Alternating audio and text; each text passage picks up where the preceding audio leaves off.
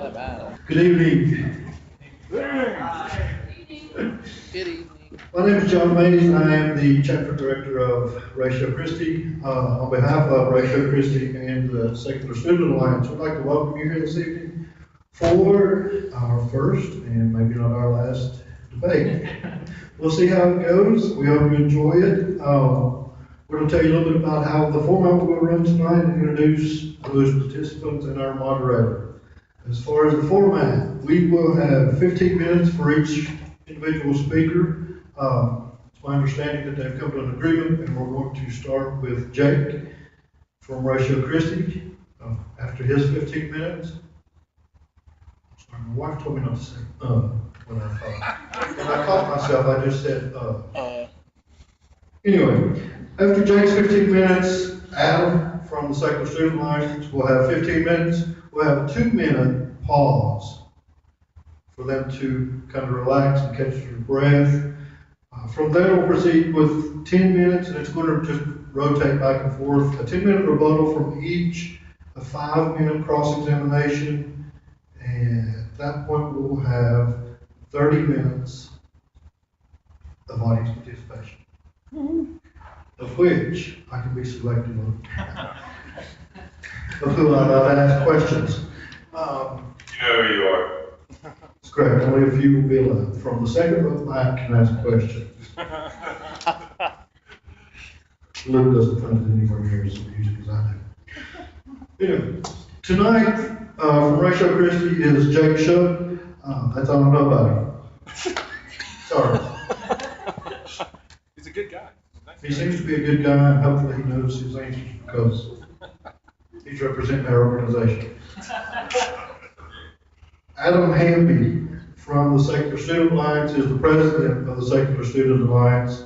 I've known Adam for a couple of years. He's worked well with me. He and I have worked together, I guess would be a better way of saying it, to set this event up. We're excited about it. We're glad to have you. This is Mark. He is going to be our moderator. He's going to be the keeper of time. He's going to hang out. He's been known, he hasn't concealed love for me.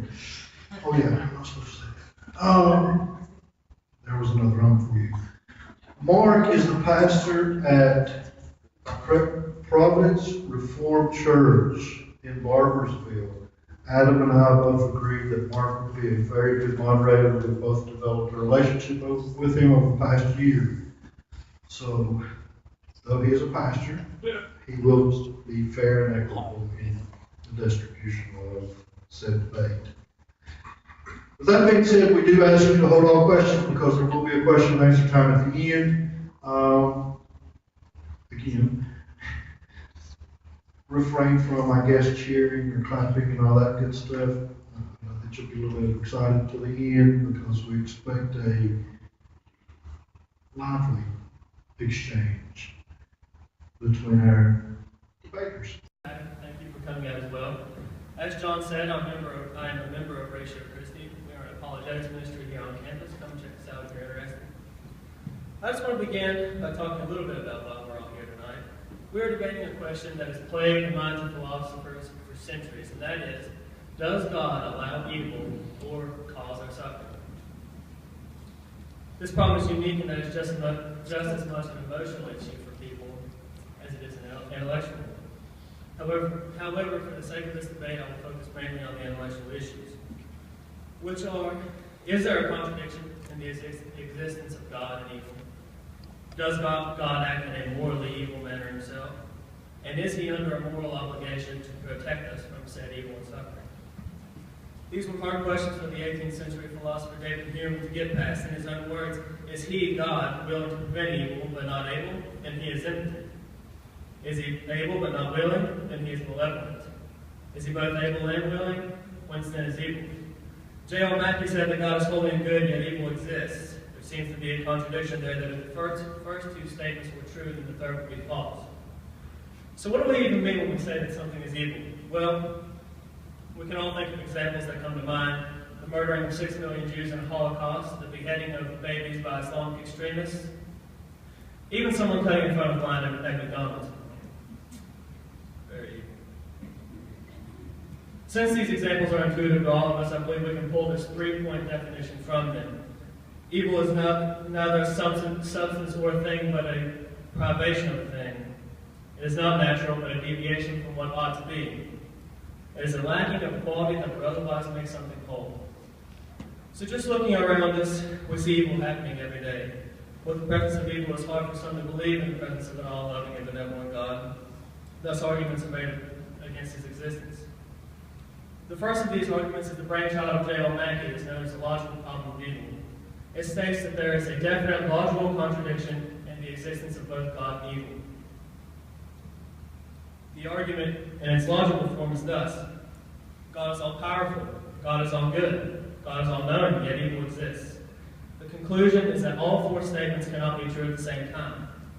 Now, at first glance, this argument seems to have some intuitive force, but I assure you, upon scrutiny, it falls apart. Let me give you two examples of what I mean. God is all good, yes, but he may have morally sufficient reasons to allow our suffering. Even we as humans do it all the time. Take, for instance, a trip to the dentist for a root canal. It's not fun, it's definitely painful, but we allow that to happen for the greater good that it brings about. If God is truly all-knowing, it's hard to imagine that he would prefer a world without evil.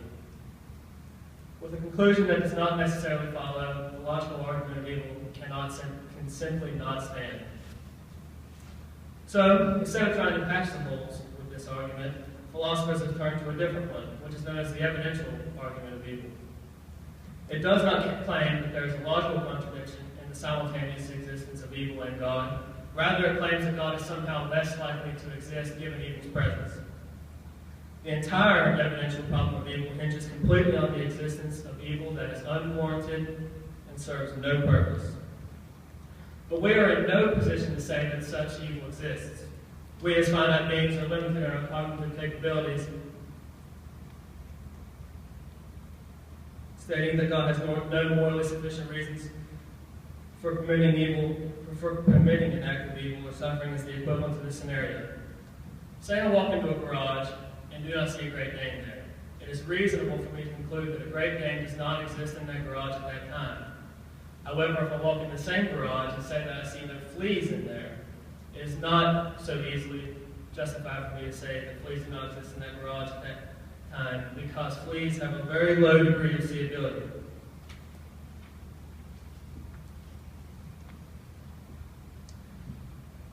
Would God's morally sufficient reasons be more like the fleas of the dog in that scenario?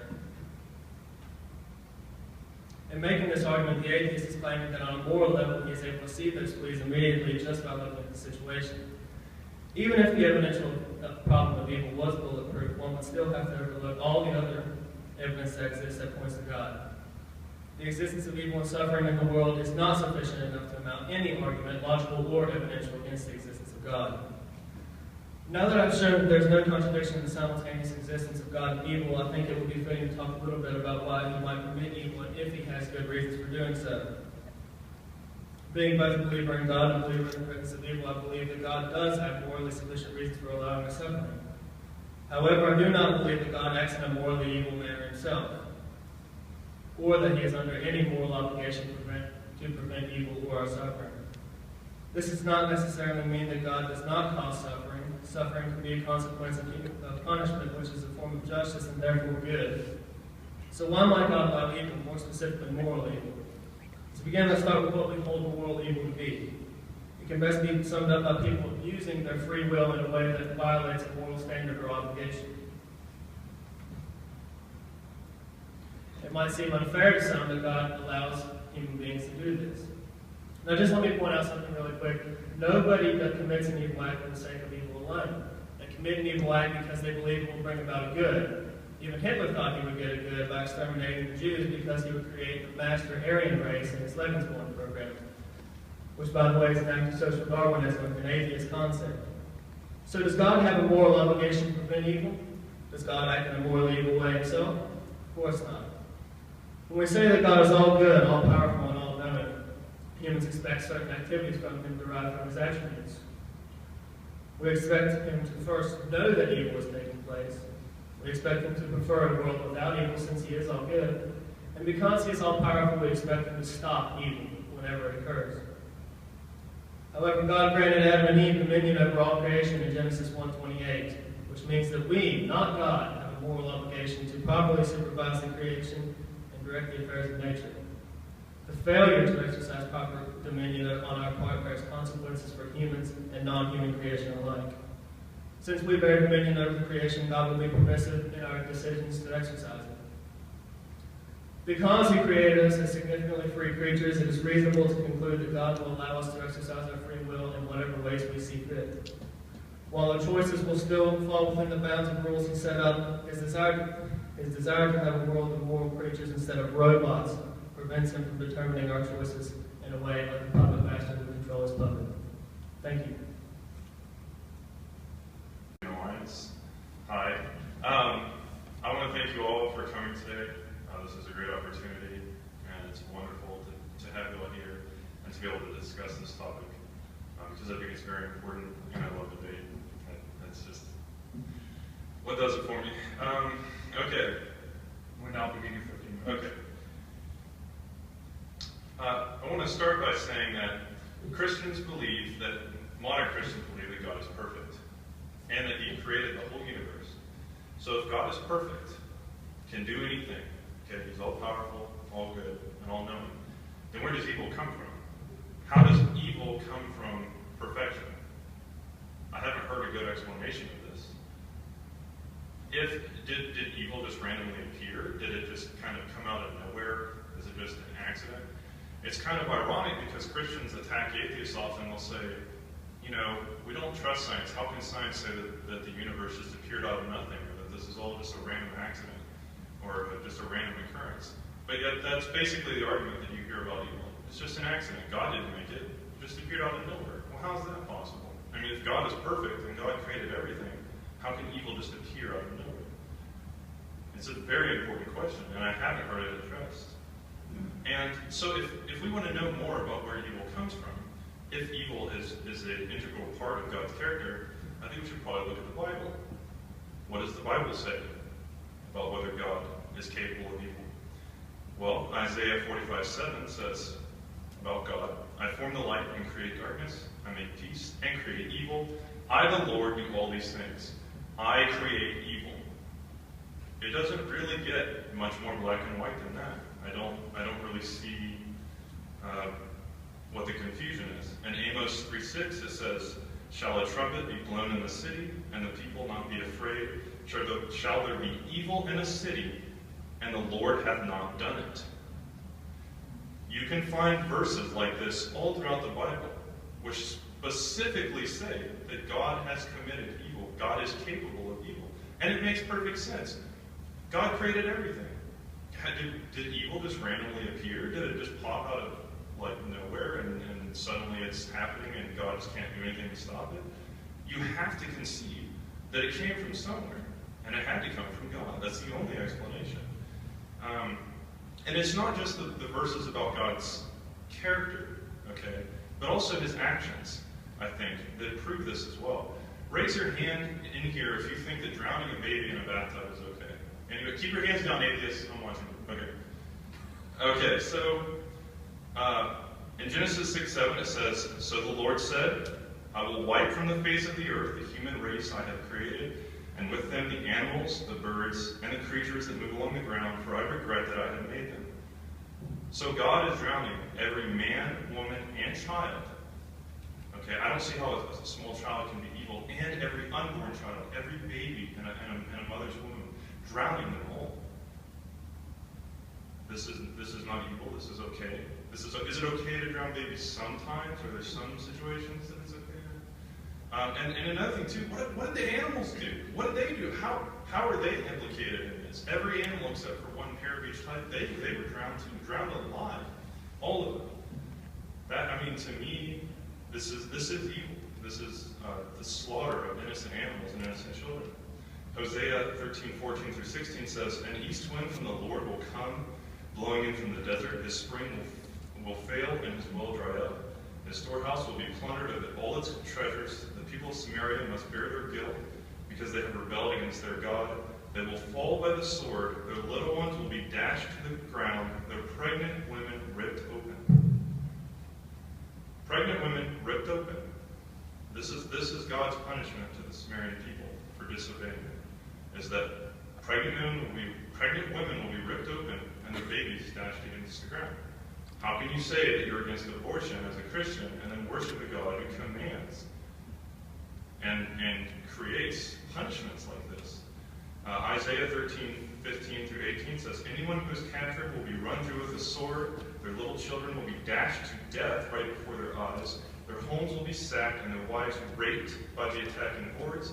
For I will stir up the Medes against Babylon, and no amount of silver or gold will buy them off.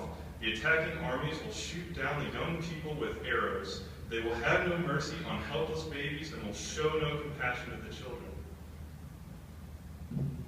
This is not, even as a Christian, this should be screaming to you. This is not moral, that we're killing children, that we're raping women, even as a punishment. That is not an acceptable punishment. And Numbers 31:15 through 18, and the vengeance against the Midianites, it says, how have you allowed all the women to live? He asked them. They were the ones who followed Balaam's advice and enticed the Israelites to be unfaithful to the Lord in the Peor incident. So the plague struck the Lord's people. Now kill all the boys and kill every woman who has slept with a man, but save for yourselves every girl who has never slept with a man. I want you to picture this. God orders the death of everybody in this city. Every man, woman, and child who has not slept. Every man, woman, and child, except for the females who have not slept with a man. And what do you do with female captives that haven't slept with a man after you've killed their brothers and fathers and mothers and friends? What do you do with them? Can anybody make a guess?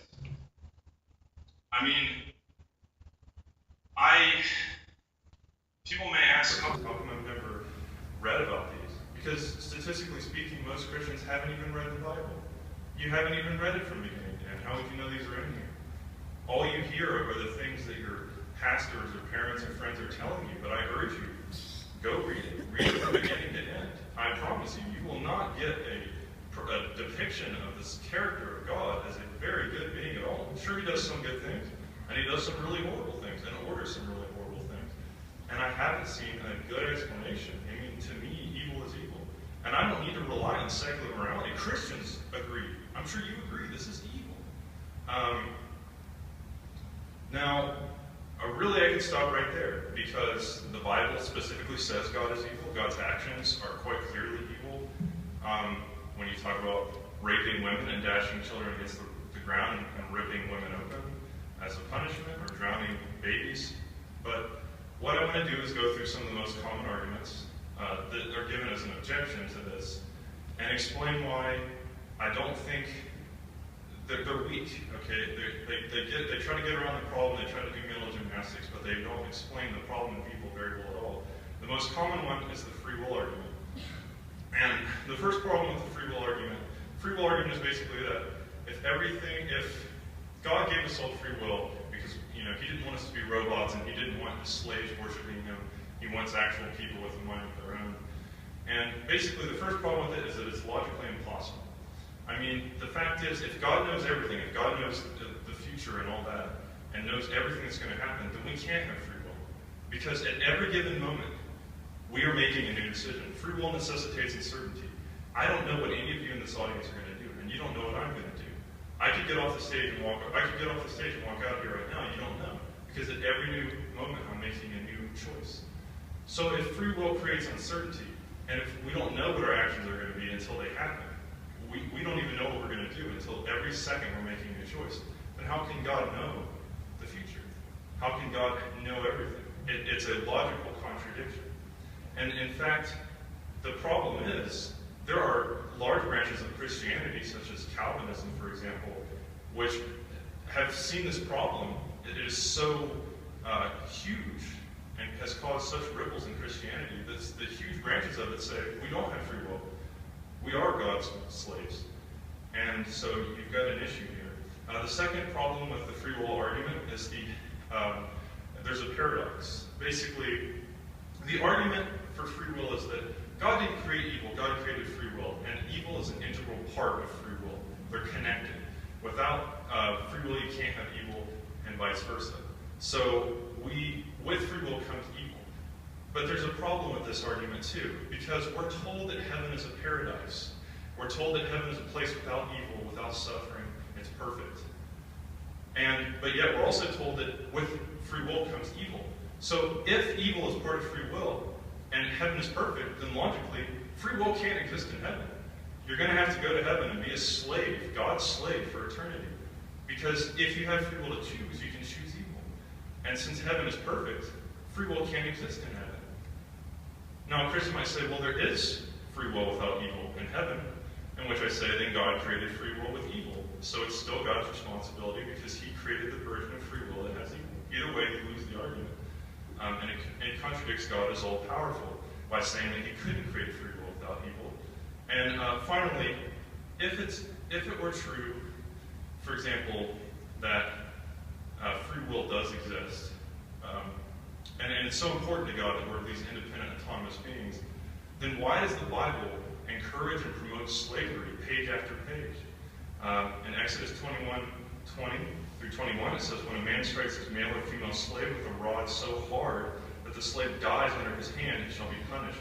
If, however, the slave survives a day or two, he is not to be punished, since the slave is his own property. Well, if free will is so important, why is God allowing slavery? It's saying you can beat your slaves, just don't kill them. But if you don't kill them, it's fine because they're your property. In Ephesians 6:5, this is the New Testament. It says, slaves, obey your earthly masters with deep respect and fear. Serve them as sincerely as you would serve Christ.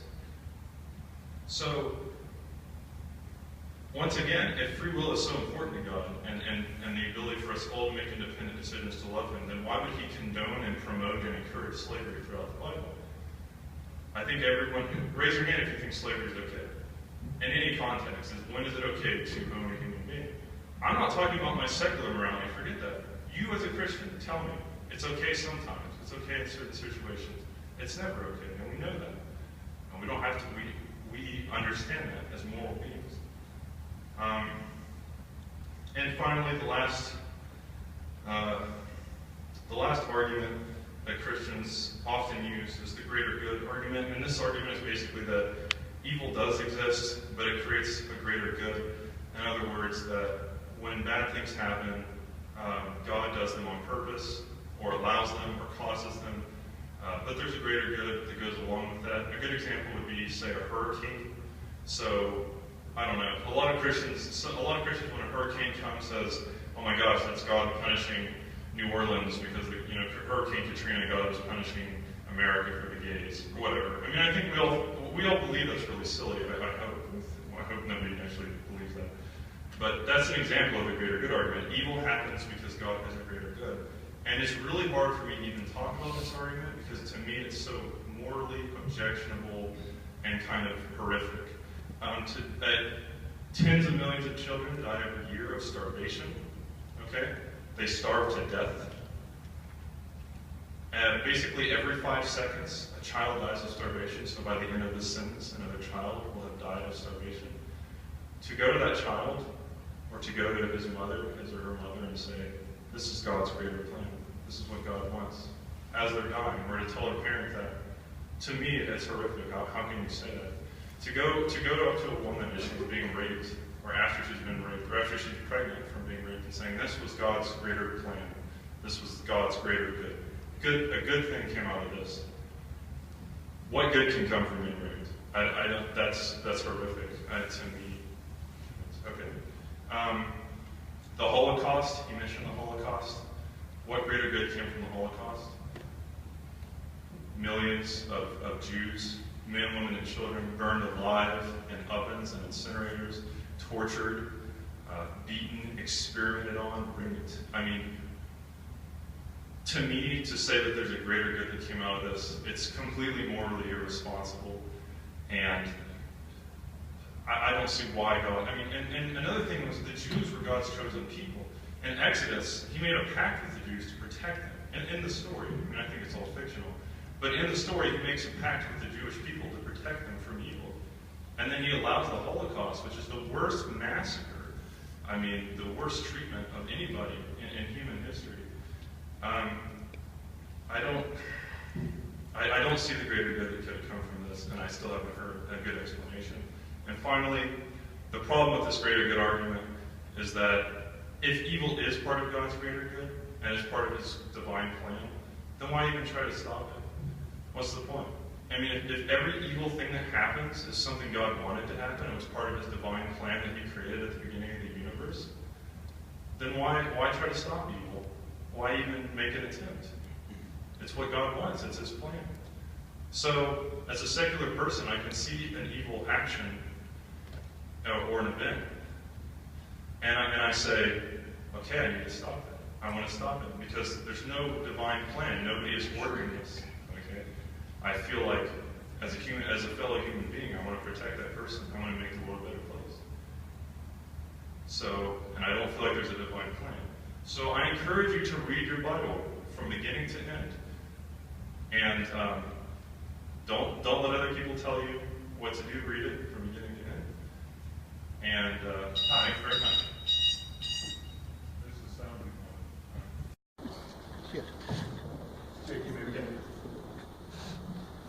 Well, I'd like to just start off by saying I really like that last piece of advice that Adam gave you. You really should all read your Bible. It would be good for you. If you would read your Bibles, you would read that all good things come from God.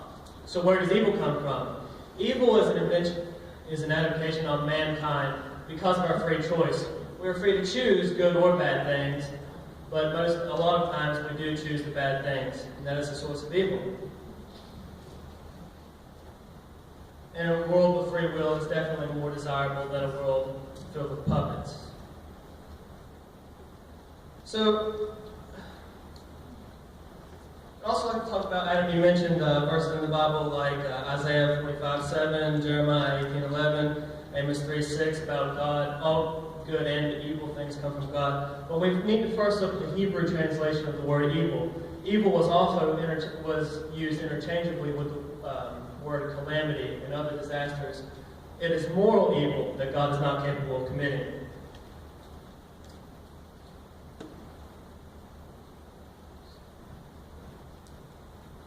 You also gave an example of the Great Flood. That is what true justice looks like.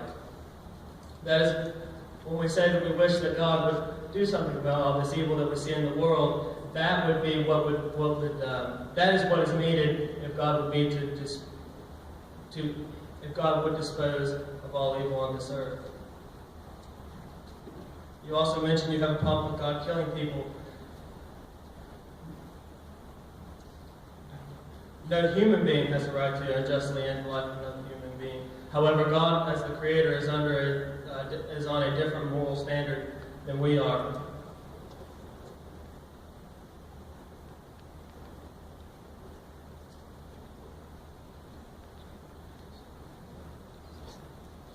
You also said that it's impossible for us to have free will because God knows the future. I don't understand how that could be, because even if He did know the future, that would not in any way affect our free choices if He chooses to stand down, which He actually does. You also made a reference to slavery mentioned in the Bible. The laws governing slavery were not God's ideal laws. God's ideal laws were stated in Genesis. Those had to be in place as supervisory laws to govern the way that mankind had to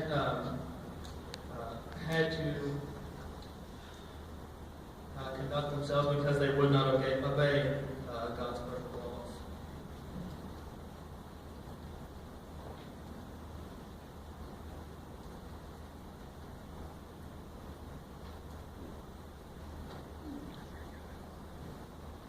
You also mentioned hurricanes and natural evil. But to say that a hurricane is evil, you would have to say that it is contrary to the way that things ought to be. We don't say gravity is contrary to the way things ought to be, although that is capable of inflicting damage as well. We need natural laws in order to sustain a constant existence.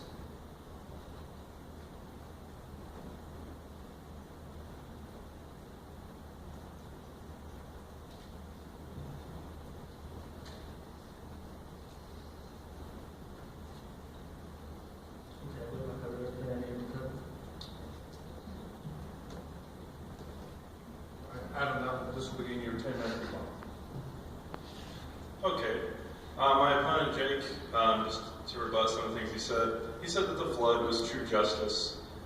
True justice means drowning every man, woman, and child and unborn baby. What could the unborn baby? How can you as a Christian say that you're against abortion and yet worship a God who thinks justice is drowning unborn babies? How can an unborn baby be evil? I mean, how could a small child be evil? I don't really think you can hold them accountable because children, but especially unborn babies. It's the same rule we would use an abortion argument, and I don't think it's justice. I think it's slaughter. Another contradiction. He said that in the Bible it says that all good things come from God, and yet he said it was evil that comes from evil comes from a human's free choice. Well, wait a minute. So basically, according to that, if all good things come from God, then a human can't choose to make a good choice. They can only choose to make an evil choice.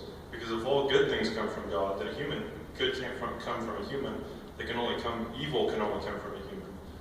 So God has if that is true, then God has kind of made a trap system there where if all the good things only come from Him, then you can only choose evil, because if you chose good, it came from God anyway. So right there, that doesn't make a lot of sense to me, and it proves that God created humans evil. The third thing he said is that God, it's okay for Him to drown the earth and to order these genocides because God has a different moral standard. But the problem with that is God should have a better moral standard than human beings. God should be the measure of morality. So God really should be the standard that we all look up to. God should be more moral than us, correct? We should all look up to God. That would make sense. If God is perfect, why is it that it's okay for Him to slaughter children or rip pregnant women open with swords? So once again, if God has a different moral standard than we do, He should be the moral standard by which we all follow. And if we are following God's moral standard, then I guess we should drown babies in bathtubs. The fourth thing that is said is that God can't intervene or won't intervene with free will, and that gives an explanation for why evil things happen, because God just can't intervene or He chooses not to. And yet the Bible contradicts this. In Exodus 9:12, it says that the Lord hardened Pharaoh's heart, and so that he would not listen to Moses and Aaron, just as the Lord had said to Moses. So basically the Bible explicitly says that God hardened Pharaoh's heart so that he would say no to Moses, so that the 12 great plagues could continue happening. In other words, God interfered with Pharaoh's free will. Another thing too, when you look at, for example, the genocide during the flood, is killing a person not interfering with their free will? Killing a person is the ultimate act of interfering with their free will. You take away their will to do it, or you take away their ability to do anything if you murder them. So there obviously are many times throughout the Bible that God does interfere with people's free will. And then the fifth thing he says is that slavery is okay. It had to be in place, or God didn't prefer slavery, but it was an unfortunate kind of thing that He had to do because the people weren't listening. Isn't God all powerful? Can't He do anything? I mean, can't God do anything He wants, snap His fingers and change the universe however He wants? To say that God's hand was forced, He had to do things in a certain way because it was just a difficult situation. That's something you would say to a human, right? We have to kind of make exceptions and kind of twist our behaviors around to fit with the way things are. God creates the way things are. And so if God has a plan which encompasses everything in the universe, then the fact of the matter is He could have made a universe in which slavery was not necessary. But it was part of His divine plan. If God exists, obviously I don't think He exists, but if such a being exists, it was part of His divine plan to allow slavery and to condone it. One thing that I just quickly want to touch on, Jake said that the Bible is the only source, or is the source of objective morality. And I'm glad as an atheist that morality isn't objective. and that we can have discussions, and our morality can change based on the situation. Because the fact is, every situation is different. For example, the Bible might say that lying is always wrong, but in some circumstances, lying is the right thing to do. As an example, say you're in Nazi Germany and you're hiding Jews under your floorboards to protect them, a Jewish family of women and children, and Nazi soldiers come and knock on your door, and they say, and this happened all the time, and they say, are you hiding a Jewish family in your house? Now, if you tell the truth, you're sentencing those people, those innocent Jewish people, to death. But if you lie, you are doing them a favor. And in that circumstance, lying was the correct action to do. And I've actually had Christians on this campus tell me that they would rather lie and send those Jewish people to hell they would rather lie and send those Jewish people to death than send them to hell, which is basically what they felt like they would be doing if they lied. So this is an example of how Christianity can actually hijack your morality and make you less moral. After all, if morality were objective, and the moral standards of the Bible were the rules which govern moral behavior, that would mean things like stoning non-virgin girls on their wedding night is the moral thing to do, as it says in Deuteronomy 22:21. Owning slaves would be the moral thing to do. Ripping pregnant women open with swords, as it says in Hosea 13:16. Drowning babies, killing homosexuals. There are still Christians who wish homosexuals were killed, and I think we've all probably met people like that. Forcing your daughter to marry her rapist is another example of something which the Bible commands in Deuteronomy 22:28. And so basically, there's all these moral objective standards in the Bible which are horrific. And I'm glad, as a secular humanist and as an atheist, that our morality changes. It changes based on the context of the situation. It changes based on how much harm is being done, who we can help. It completely depends on the situation. Human beings are naturally moral beings. Morality is something that is completely innate to us. When someone says, what is your objective standard of morality? It's like saying, what is your objective standard for eating or breathing? It doesn't make sense. Eating and breathing are things that we just do naturally, just like morality. We naturally empathize with each other. We naturally build communities and love each other. This is all part of human nature. The Bible portrays humans as these evil creatures, but in fact, human beings also have a lot of really good things as well. And to just give an example, I'm gonna yawn here. Have you guys ever had somebody yawn and it makes you yawn too? I'm sure that happens all the time. I saw a couple of you yawn in the audience after I did. Yawning when someone else yawns, that's a natural, empathetic, moral instinct that we have. It's just built in. I mean, has someone ever done something really stupid before and you felt bad for them?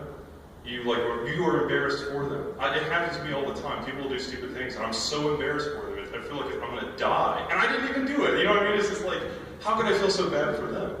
We naturally put ourselves in other people's shoes. This is just, morality comes from within. We are naturally able to put ourselves in the place of other people and to understand what they're going through.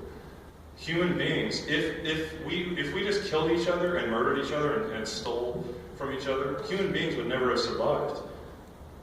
Human beings are the product of billions of years of evolution. And if we did not have these moral instincts built in to us through the evolutionary process, we wouldn't have survived. It wouldn't have been possible. 99.9% of species that have ever existed are extinct.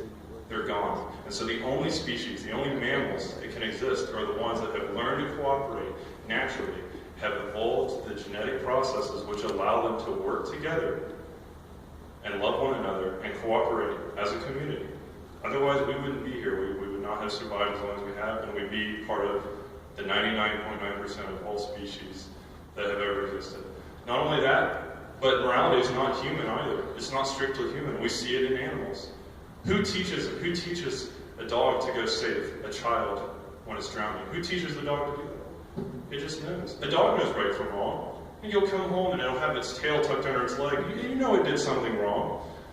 It knows what it did. So to say that morality is from the Bible, it's completely natural. And thank you, that ends my rebuttal. We'll give the speakers 2 minutes to prepare for the cross-examinations, talk amongst yourselves. Get your questions ready, have them written down, and then we'll proceed into a 5-minute cross-examination time. We'll ask both speakers to be succinct and brief with their questions and allow as much time as possible for the responses. We'll ask you also to be tight, compact with your questions to allow the speakers an opportunity to answer your questions. We will have Jake Chuck pose the first question. You may begin. Adam, do you believe that we have a human cause problem instead of a God cause problem? Do I believe that we have a human cause problem? Yeah, do you believe that humans are the source of evil? I believe... No, it would depend on how you define evil. For example, if you define a hurricane as evil, I don't think that's a human's fault. No, you mentioned like the rape of like a little girl. I think that is a social construct. I think there are things that not only humans but animals do, which we have defined as evil as human beings. But as I said, it changes based on the context of the situation when something is evil. Why do you believe free will not to be a sufficient answer for the evil in the world? Because like I said, if it were true that we had free will necessitates uncertainty. In other words, nobody knows what we're going to do until we actually do it. That's the point of having free will. It means that every new second you're making a new decision. So if it is the case that we have free will, it's impossible for God to know what we're going to do until we do it. If God already knows what we're going to do, then we don't have a choice. It's already been predestined. See what I'm saying? What exactly do you believe evil to be? I think evil, it depends on who defines it. I personally believe, for example, that rape and murder of children is evil. But I think the definition of evil changes based on who you're asking. But Christians might say that's a bad thing, but it's actually, in my opinion, it's a good thing because it means that we can discuss it. We can decide, for example, slavery wasn't considered evil in the biblical times at all. And then it changed. We decided, you know what, that is evil. We, as a human society, every society, there's still some small societies that allow slavery, but we changed our stance on that. And so it's not a bad thing to have a subjective opinion or understanding of evil, because it means that it can change based on the time and the context, and it's actually a positive thing. Do you believe that because of our free will that we, not God, are under a moral obligation to help our fellow man? Well, like I said, I don't think the free will argument really holds weight, because another thing that you never addressed, for example, was that if evil is tied to free will, how can we have free will in heaven? Because heaven is supposed to be a perfect place without evil. So I think if free will does exist and evil is a part of free will, then that was God who created evil, and therefore humans may be partially responsible, but also God is, if the God of the Bible were true, which I don't think it is, but if we take all this at face value, I think it's obvious that the God of the Bible created evil, because I don't understand where else it would come from. And what makes natural disasters like hurricanes, tornadoes, and things of that nature evil? Because I believe for something to be evil, that they have to be contrary to the way that things ought to be, and I believe that those are just part of the natural laws that govern this earth. Well, like I said at the beginning, a natural disaster is not necessarily evil, it's just an accident. It's just something that we can't control. Like I said, if you're a Christian, then you have to believe that everything is a part of God's plan. So if a hurricane comes and destroys New Orleans, then it must have been because of the gays, or you have to come up with some explanation for why God would do that. But an atheist and a scientist realizes it's just climate events, different storm cells meeting over the sea, which cause a tumultuous event, which then travels inland. It's not because God is trying to punish us. It's just sucks, like tornadoes too. It happens, bad things happen. It's not because God is trying to punish us. To us, that's crazy. It's crazy to say that every hurricane is God trying to punish someone. It's like, what the heck did the innocent people in New Orleans do? It just sucks. It's just a natural disaster. It happens. It's an accident. All right, we have time for one more question. That was my problem. That's it, okay. All right. We'll begin Adam Hamby's 5-minute cross-examination. Jake, if you had the ability to stop some evil from happening, say a rape or the murder of an innocent child, would you? Yeah, of course it would. Does that make you more moral than your own God? No. That is because I'm under the moral obligation to help that woman. I'm put in that scenario and put in a position to help her. Okay. What is the greater good of the Holocaust?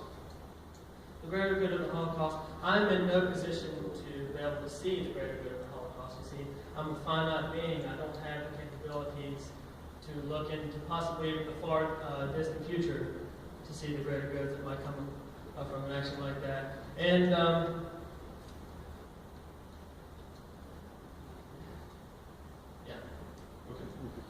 By saying that God could not create free will without evil, are you conceding that the Christian God is not all-powerful? no, originally mankind was designed to live in paradise. But we did have a free will. It's like the one thing that Adam and Eve weren't supposed to do in the garden, which is eat the forbidden fruit, they did it. So that bad choice brought evil into the world, and thus our fall from grace. Okay. So free will existed without evil, but an evil choice existed. I don't really understand. And the evil choice was eating the apple, so obviously the evil choice still existed. Yeah, they made that. Okay.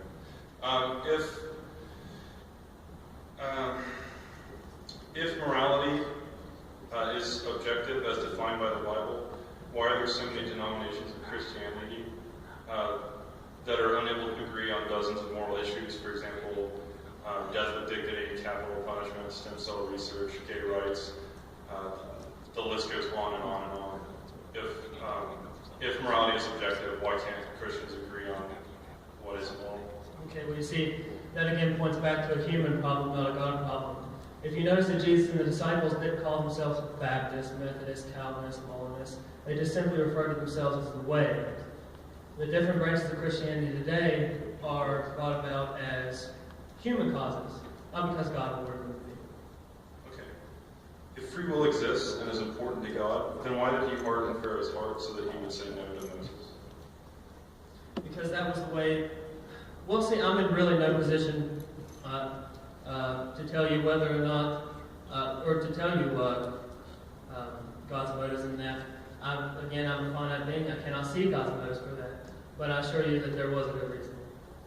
Okay. If Christianity is the baseline and it was required for morality, then why are jails full of Christians? In American jails, over 80% of the population is Christian, and less than 0.1% of the population are atheists. And so if Christianity gives morality and it defines morality, then why are there so many Christians, self-proclaimed Christians, in jail, and so few atheists? Okay, that again points to a human problem, not a God problem. God outlined the specific moral law that he wanted us to follow and wrote it on each of our hearts. If there is a deviation from that standard, then that's a human problem, not a God problem. Okay.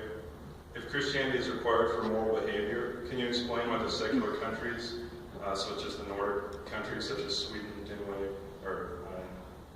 Denmark, Norway, the Netherlands, etc., can you explain why those countries, which are full of atheists, tend to be just as or more moral than Christian countries? I'm not saying that atheists can't be moral. That's not my argument. Everyone knows the moral law. It's written on our hearts. But I can tell you that from secular countries like Stalinist Russia, Hitler, Germany, that is social Darwinism and atheism at its logical conclusions. If the moral law is written on our hearts, then can you explain why it needs to be in the Bible as well? If the moral law is written on our hearts, which is basically what I said in my speech, in my rebuttal, then why is it necessary to even have moral laws in the Bible? Because that details how we're supposed to act. But in the New Testament, we don't necessarily fall under the Old Testament laws anymore. Those were done away with after the crucifixion. Okay, I've got one more question. If Hitler's Germany was a secular country, why did he refer to Jesus as a savior and as a fighter? Why did he say that he was acting in accordance to God's will? And why did the Catholic Church celebrate his birthday every year? Okay, sorry. You have the option of answering that question. Okay. This brings us to the audience questions. What we'd like to do, if there are questions from the audience, we'll alternate between speakers. If you have a question for Adam, if you could line up on this side of the aisle. If you have a question for Jake, if you could line up on this side of the aisle.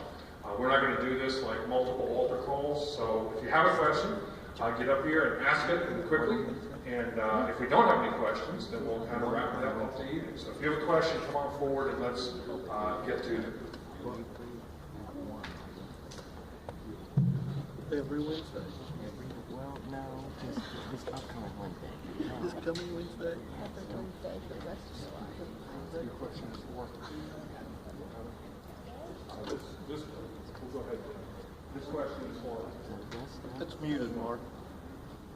You gotta hold down the button there. Yes, no. Hold it down longer. Yeah. Okay, there. This question is for Adam. Hey, Adam. Okay, I have my question written down. So under your definition of morality, which if I didn't get it wrong, that morality is subjective and that evil is a social construct. I just wondered if, in your opinion, that rape and murder and genocide will always be wrong. Like if society agrees that these things are right and affirms it, does that mean it's right? And like that seems preposterous. Right, I agree with you, but that's the reason why morality is an individual question. I don't care if society thinks it's right. For example, if our society became dominated by a biblical view, and we started living by God's laws, which said that things like slavery and rape were okay in certain circumstances, I would not think that's okay. So it wouldn't matter to me whether all of society agreed on the biblical laws. Personally, I would disagree, which is why I think subjective morality is actually superior, because each individual, just like in a democracy, has the right to veto and say, no, I don't care how many people say that's right. I don't care who says it's right. I don't think it's right. Thanks. I'd like to alternate as much as possible. Is there a question for Jake? Jake. Hey, Jerry. My name's Chad, and I have a question.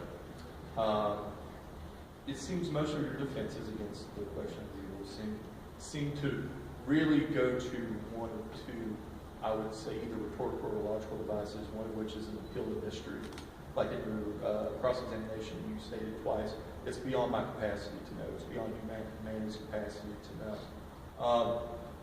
And then additionally, the bulk of your argument seems to always go towards it is man's fault, that we are a thing made imperfect, therefore the evil stems from us because we screw up. My question to you is, God, we accept, I'm asking this, God, we are accepting God is omnipotent, correct?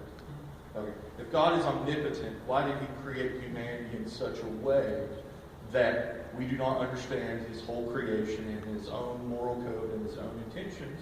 And simultaneously, why did he create us in a way, like you wanted to take the concept that was like, well, he gave us free will absent of evil, but then gave us the choice to make evil and created the mechanism to deliver evil into humanity. Why did he create this Rube Goldbergian system of bringing about evil if he's not?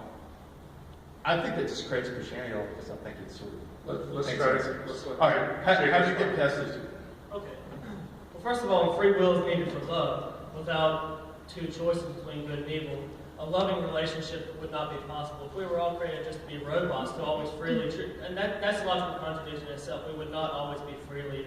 God could not have created us to be freely, always choose what was right. So the answer to your question would be that we were created with free will and the possibility to choose evil because it allows us to have a loving relationship with God. What about the other part? What was your other one? The other question was, why did you create me in a way that I cannot understand you? Well, first of all, man was originally created perfect in the garden, and Adam did have a very personal connection with God. God used to visit him in the evenings and walk with him by the pool of creation. So when the fall happened and Adam chose how he did, we were separated from God. So, blame Adam. Hey! Get out of here! Get out of here! Don't make me throw somebody out. All right, thank you for your questions. Do we have another question for Adam?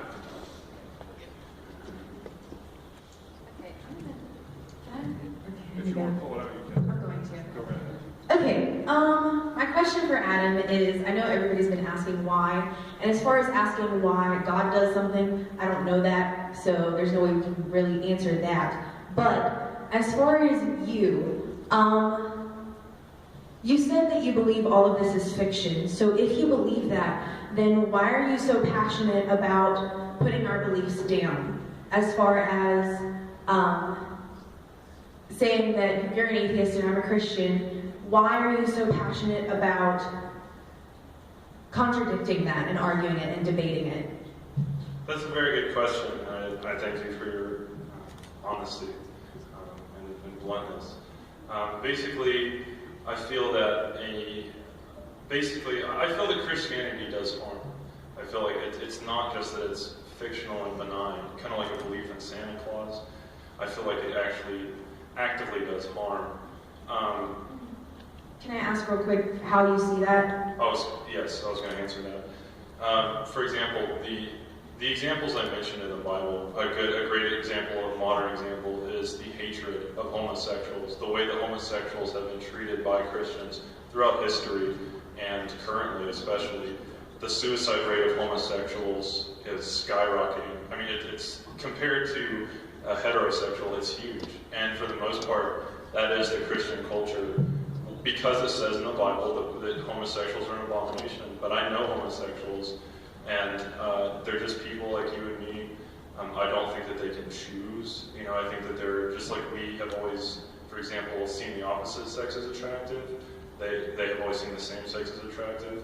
And this is just one of many examples of how Christianity harms society when Christians are fighting so hard to prevent them from getting equal rights, because they're people just like you and me, and they deserve to be treated like people, not like abominations. So that's just one example.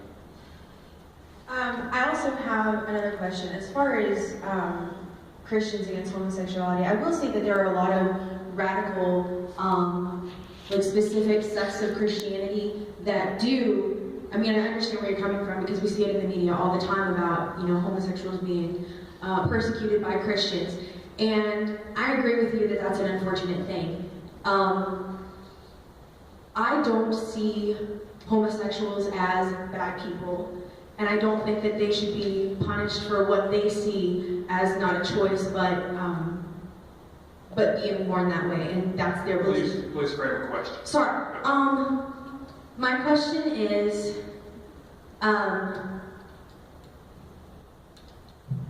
what do you think the Christian population could do to prevent things like this happening as far as the persecution of homosexuals? Well, I guess they could stop taking their Bible literally, because within the Bible it calls homosexuals an abomination to God. In Leviticus 20:13 it says, if a man lies with a male, as with a woman, both of them shall be put to death for their abominable deed. They have forfeited their lives. And so I guess the common Christian claim that you made is that the Christians who attack or who are cruel or torture or kill homosexuals are not the true Christians. But I think a good argument could be made that the ones who are killing homosexuals are the true Christians, because it says many times throughout the Bible, it makes it very clear that killing homosexuals is the correct thing to do. So I think the only way to get around that as a Christian is to abandon this view of the Bible as literal, or is perfect, and to either view it as a book written by human beings who are flawed, or just admit that the whole thing is just man-made. Thank you. Do we have another question for Jake? Okay, so let me frame this a little better. When we talked about acts of moral repulsiveness, say some child being murdered some way, and why doesn't God stop that? I have a question for you based on your response to that. If one cannot necessarily perceive of the greater good, how can we verify that the past has ever led to greater things? And in which case, how is this faith ever substantiated? Well, I don't really guess there would be any way for us to tell whether they led to a greater good. But honestly, as far as your question goes, I don't really know, can't think of an answer right off the top of my head, but I would like for you actually to get with me later, and we'll talk it out. Certainly. Thank you. Okay, thanks for your question. Is this a question for Adam? Yes. Okay. How's it going, Adam? Hi. You do have a question. Yeah, we meet again, my nemesis. That's actually really good. Understandable about it. So my question for you is, well, I mean, like, I guess a precursor question, like, so you're about, you know about science, right? Yes, So- I love science, bitches. So the scientific method, when you use a scientific method, you have a hypothesis, but isn't it bad science to say, like, I know this is going to happen, right? Like, this is going to be a result, I already know it, I'm just doing this test to whatever, prove it, right? Well, science, what science does, it works in probabilities. Science establishes what most probably is happening. So to give an example, gravity. Gravity is a great example because all the evidence points to the fact that mass causes this force which pulls objects to it, for example. But the fact is, we don't know for sure that that's what gravity is caused by mass. It's just the most probable explanation for it. So like I said, science deals with probability, it doesn't deal in certainty. Religion deals in certainty. Well, I guess what I was trying to say is, like, a scientist is like, I know the moon is made out of cheese, and I'm going to prove it. Like, he'd say, and he could probably say, like, this is why I believe the moon is made out of cheese, right? Right. That's bad science, but you could do it, right? You could try to do it. So if you go into something already knowing, or assuming that you're going to know the answer, you're only going to find results because you've mentally, you're only going to find results to prove your point because you've mentally already came to that conclusion, right? You're going to, like, do you agree that it's possible to Be wrong? Yeah, I agree it's possible. Yeah, so my question for you is, you encourage everybody to read the Bible, right? Yes, So I my encourage question it. for you, like, coming from someone who's read the entire Bible front to cover multiple times. I appreciate that. Yeah. What is your Bible study like? Because, I mean, let's look at your own examples that you use against the Bible. Like, it seems like you don't know. Let's just pick one. We can't rehouse the debate. If you can pick one, I'll pick your best. I'll pick the best one. So, it seems like you don't know. Like, you go into the assumption when you read your Bible saying, I'm going to find out why God is wrong. But you're not looking at it with intellectual honesty like would be good science. For example, you use Ephesians 5. Slaves, obey your earthly masters with fear and respect and with sincerity of heart. Use that one, right? Mm-hmm. And so you say, like, oh, God thinks slavery is good. Biblical slavery, if you go back into Exodus, it's not, we as Americans understand racial slavery. Right? We said, black people are inferior, so we're going to enslave them. Biblical slavery, if you did your honest intellectual research, you found out that it's never racial. Racial slavery is a modern construct. It was debt slavery. And God says in... Let's let him respond. I'm sorry. How's your Bible study? What's it really like? Well, let him respond. You made some good points. First, I want to say that as I said before, I asked the audience to raise their hand. Is there any situation in which slavery is okay? Nobody raised their hand. So I don't think that slavery, I don't think that slavery is ever okay. I don't think it's ever a solution, owning another person, even if it's for a limited amount of time. For example, in Exodus 21:7-11, it says, "When a man sells his daughter as a slave, she will not be freed at the end of 6 years, as the men are. If she does not please the man who bought her, he may allow her to be bought back again." So this basically explicitly allows selling your daughter into slavery, even if it were for debt. I don't think that that is a proper solution. And I think if that were the command or the solution of a divine being, I would never worship such a being anyway. So, but to go to your point about why do you think? Oh, you said the way that you view the Bible or whatever is going to kind of determine what you get out of it. I agree with that, but you should also know that I was a Christian for most of my life until I was 19 years old, and I read the Bible all the time. I read the Gospels countless times, and I looked to it for guidance and wisdom. And it was through a lot of these questions that I've been asking tonight, and through, I feel like, honest study of it, that partly led me to atheism. So there are 14,000 different denominations of Christianity, many of them which are completely incompatible. Most of you in here will probably say that Catholics are crazy or that Mormons are crazy or whatever. So there are many different interpretations of the Bible, and I'm not saying that there aren't, but I'm just asking you to please read it from beginning to end, and don't let people tell you what's in there. Don't let them pick out the good parts. See what you think. And if you're still a Christian after that, I applaud you. Okay, well, it looks like we have 2 more questions, and I'll let them happen the way they happen. When do you want to wrap up?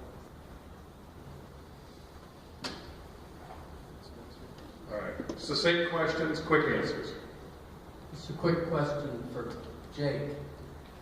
You mentioned the garden and you mentioned the fall that Adam and Eve experienced. You mentioned the fall from grace.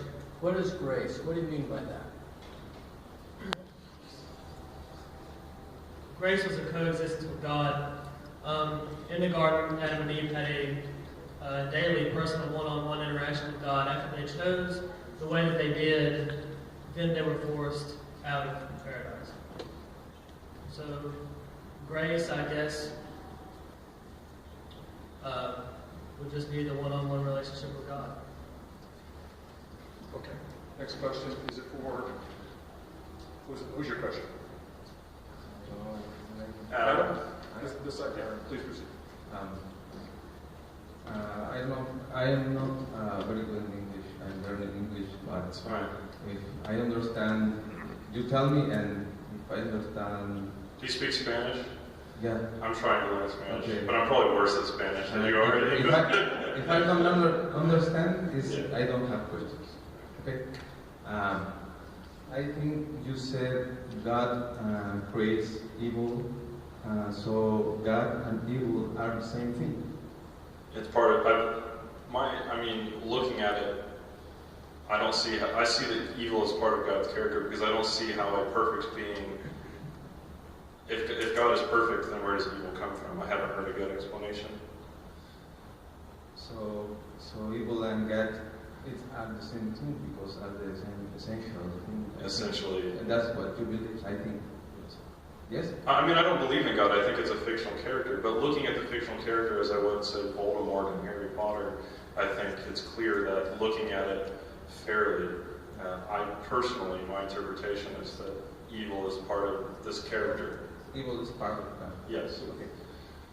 If you have to give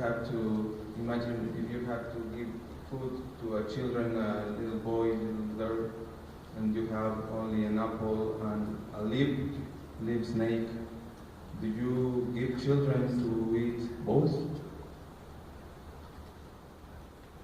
An apple or what? What was the other one? Live snake. A snake. Do I give a live snake? Oh, okay. I don't know. Do I give the child? Do I give the child the apple or the snake? Is that what you're asking? Do you give them both? Give children both? Both? I hope I just give them the apple and not the snake. You give an apple. I just give the apple. Yes. So I think God and evil are different things, and that's the reason. Okay. Okay, thank you for your questions. We really...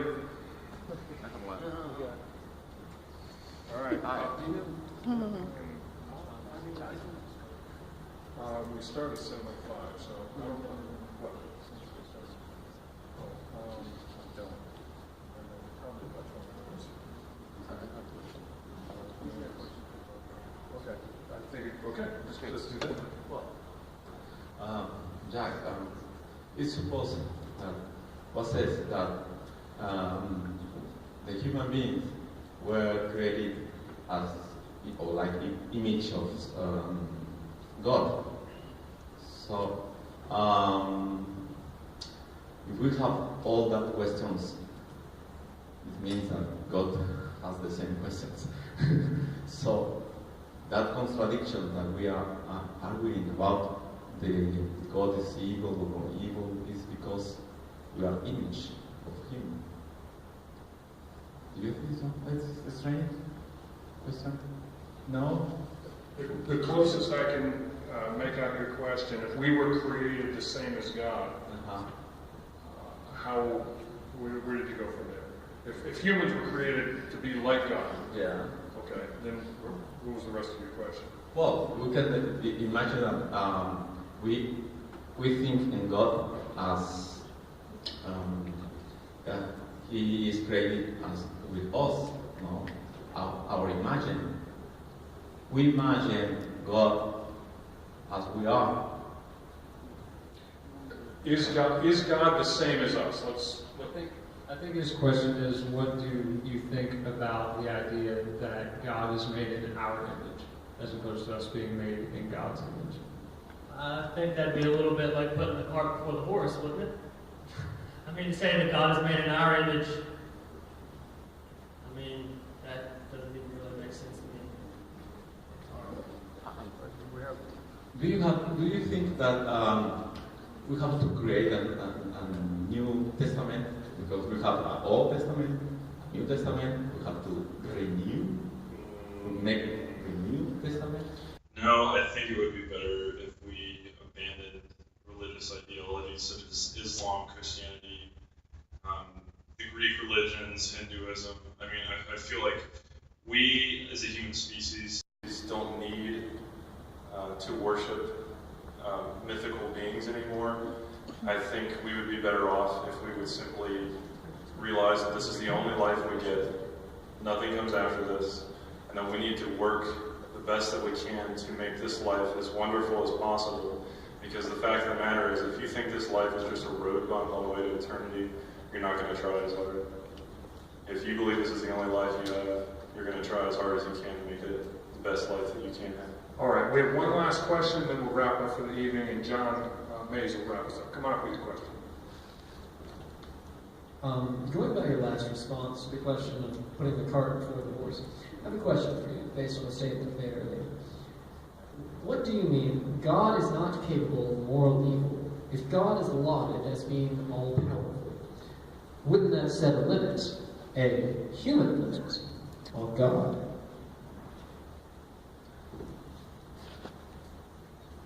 God is not capable of evil because He is all good. So, and humans are the source of evil in the world because we deviate from the moral standard. So, does that answer your question? Somewhat. Thank you. Good.